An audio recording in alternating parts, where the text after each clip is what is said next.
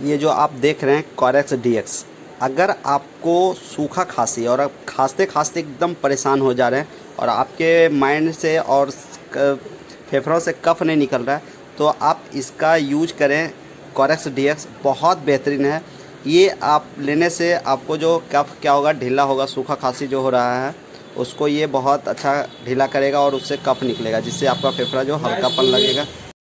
कफ नहीं निकल रहा है तो आप एक बार इसका यूज करें, और जो भी मतलब 5 से 10 ml ही इसको यूज करें और ज़्यादा यूज नहीं करें, नहीं तो ये आपका फिर लत लग सकता है।